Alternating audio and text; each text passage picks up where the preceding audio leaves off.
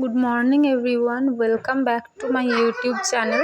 তো দেখো, ঘুম ভেঙেছে তো আজকে অনেকটাই সকাল সকাল, আর নানাইও উঠে পড়েছে। আর নানাই উঠে এই যে বিছানা, আর সকালে তো জানলার দিকে বাইরে তাকিয়ে দেখি যেন মনে হলো রাত্রে হালকা বৃষ্টি হয়েছে। এখন তো প্রায়ই রাত্রের দিকে বৃষ্টি হয়, সকাল দিকটা না হয় এখনো পর্যন্ত হয়নি, তবে মেঘলা ছিল ওয়েদারটা। তো জল সকাল সকাল চলে এসেছিলো বলে আমি ঝটপট কাজ করতেও বসে পড়েছি, কারণ অনেকটাই সকাল সকাল আজকে জল চলে এসেছিলো, প্রায় 7টা 7:30 নাগাদ। তো জল চলে এসেছে যেহেতু কাপড় কাচতে বা বাসন মাজতে কোনোটাতেই বেশিক্ষণ সময় লাগে না।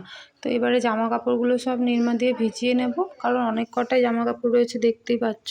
আর নানায়ের তো হয়ই প্রতিদিন, ছোটো বাচ্চা জামা কাপড় তো অনেকবার চেঞ্জ করাতেই হয়। তারপরে সব ভিজিয়ে টিজিয়ে তারপর আমি কাচতে বসে যাব। আর বাসন টাসন ধোয়া হয়ে গেছে আমার, চায়ের বাসন ধোয়া হয়ে গেছে, আর চাও সবাইকে দেওয়া হয়ে গেছে। এবার ঝটপট করে এগুলো কেচে তারপরে খাবার জলটা নিতে হবে। আর মা তো বাথরুমে ঢুকে পড়েছে স্নান করার জন্য। তো সেই কারণে আমি তাড়াতাড়ি সব করে তাহলে নানাইকে শোয়াতে পারবো, আর আমারও স্নানটা হবে। জানি না, এখন জামা কাপড় তো ভেজাচ্ছি, কিন্তু বৃষ্টি আসতেও পারে, কোনো ঠিক নেই, কারণ খুব একটা রোদ ওঠেনি। হালকা হালকা রোদ উঠছে, আবার মেঘে সূর্যটা ঢাকা হয়ে যাচ্ছে। তো সেই কারণে তাও বৃষ্টি হলেও আমি কেচে নিই, কারণ ওই বাসি কাপড় আকাচা জড়ো করে রাখতে না আমার খুব বিরক্ত লাগে। বৃষ্টিতে ভিজে ভিজেও জামা কাপড় কেচে নিই, কোনো অসুবিধা হয় না।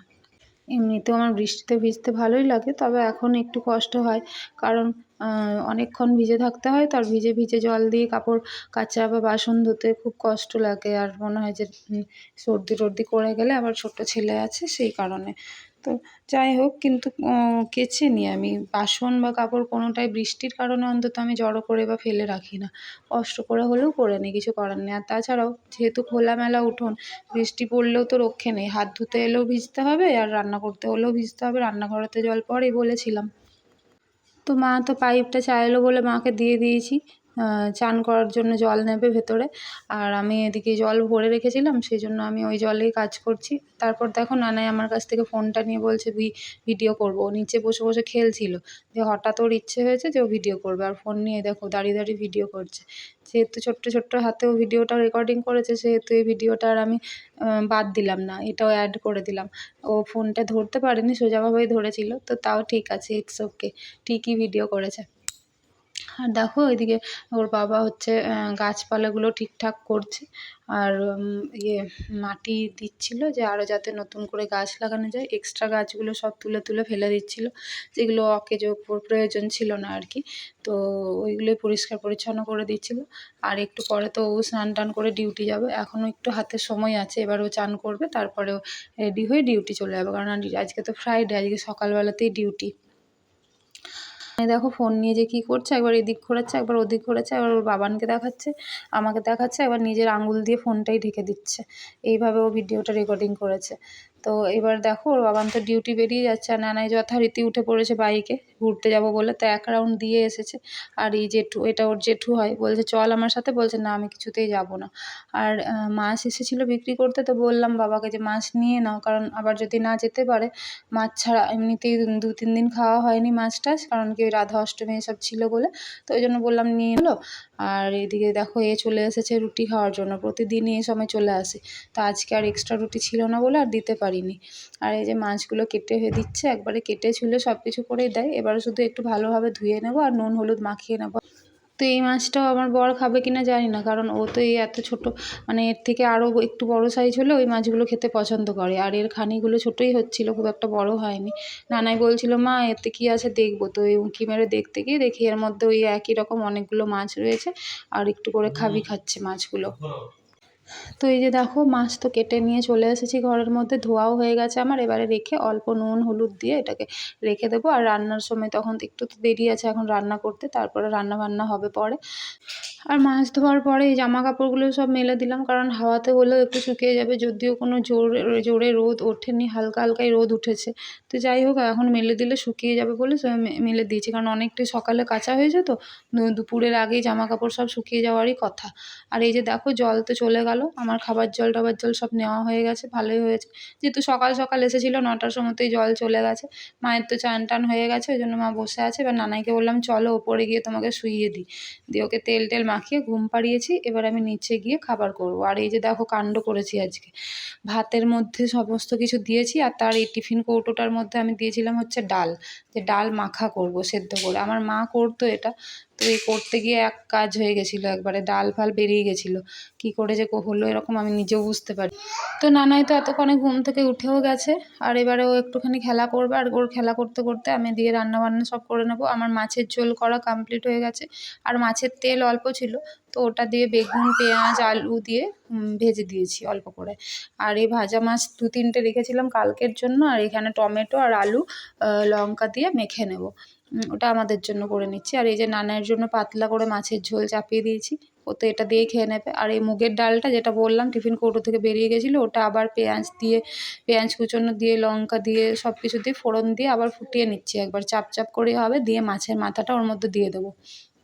আর এই যে আইসক্রিমওয়ালা এসেছে দেখে জেদ করতে শুরু করেছে, আইসক্রিম নেবো আইসক্রিম নেবো, আর আইসক্রিম কিনতে গেছে, দেখো মজা ওর কাণ্ড।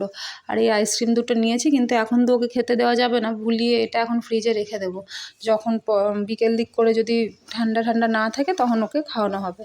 আর ওকে তো দেবো না, ওই 1 চামচ একটুখানি চাটিয়ে দেবো, বাকিটা কিন্তু আমরাই খাবো। একটা মায়ের আর একটা আমার নিয়েছি। তো বলছে চলো ফ্রিজে রেখে দাও। আমরা হ্যাঁ রেখে দেবো, কারণ এখন তো আইসক্রিমটা তৈরি হয়নি, আগে এটা তৈরি হোক, ফ্রিজে রাখলে এটা রেডি হবে, তারপরে খাওয়া যাবে, এখন এটা খেতে নেই।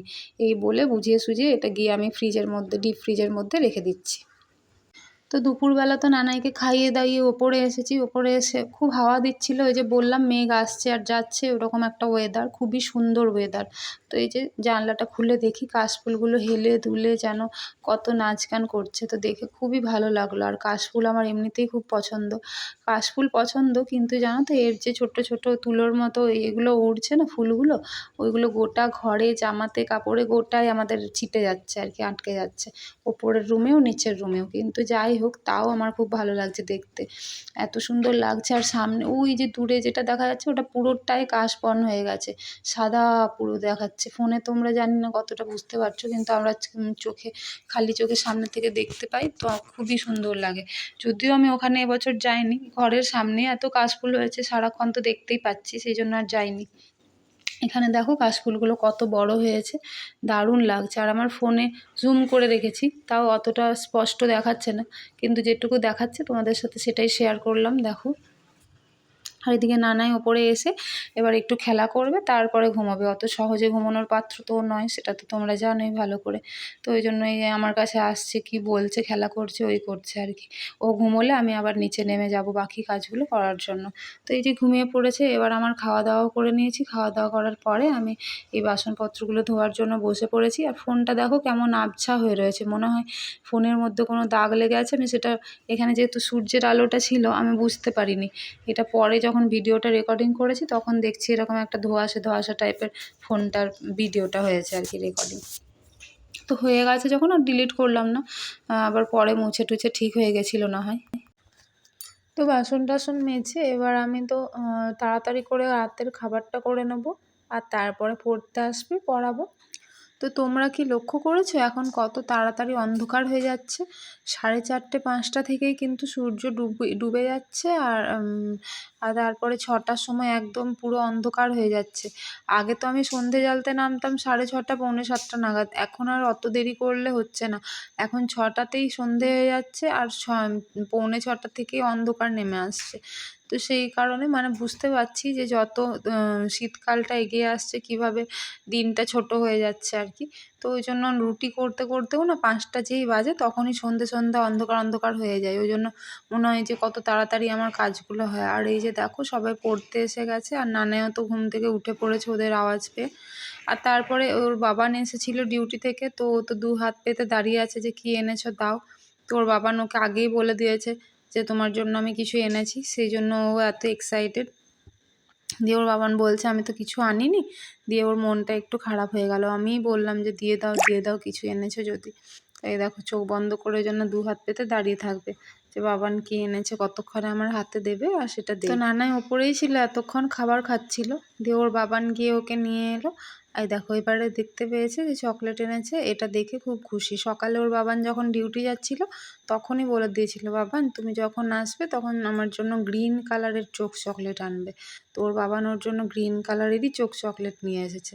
কিছুদিন আগে তো ওর জেলি চকলেটের প্রতি খুব ক্রেভিং হয়েছিল, এখন আবার চোখ চকলেটই চাইছে। প্রতিদিন ওর বাবানকে বলবে চোখ চকলেট আনবে, আর আমি রোজ খেতে দিই না। এবারে এই চকলেটটা তো খুলে দেওয়ার জন্য খুব জেদ করবে, কিন্তু আমি দিই না, আমি রেখে দিই, 1-2 দিন পরে আবার দিই। তো ওর বাবান দেখো শুধু ওর জন্য আনেনি, আমাদের জন্য অনেক ফুচকা নিয়ে এসেছিলো। তো ফুচকা সত্যি করেই খেতে ইচ্ছে করছিল। তো ও দেখো না জানিয়ে, আমি জানতাম যে আজকে ঠিক ও নিয়ে আসতে পারে, তো সত্যি করেই দেখেছি আমাদের সবার জন্য এতগুলো করে ফুচকা নিয়ে চলে এসেছে। দিয়ে সবাই একসাথে বসে পড়েছি, বাবা তো ছিল না, তাই বাবার জন্য আলু দেওয়া ফুচকা আলাদা করে তুলে রেখে দিয়েছি।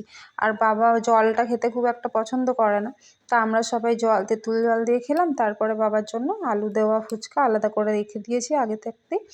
আর এই দেখো ফুচকাটা আজকে খুব টেস্টি করেছিল, বিশেষ করে ফুচকার জলটা, ফুচকার আলু মাখাটা থেকেও ফুচকার জলটা আজকে দারুণ টেস্টি ছিল।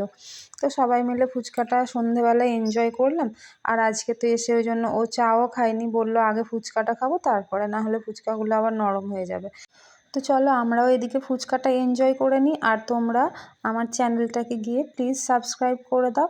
আর আমার ভিডিওটা যদি ভালো লেগে থাকে তাহলে লাইক করো, আর আমার চ্যানেলটির পাশে থেকে আমাকে সাপোর্ট করো, যাতে করে আমি ভবিষ্যতে আরও তোমাদের জন্য ভিডিও আপলোড করতে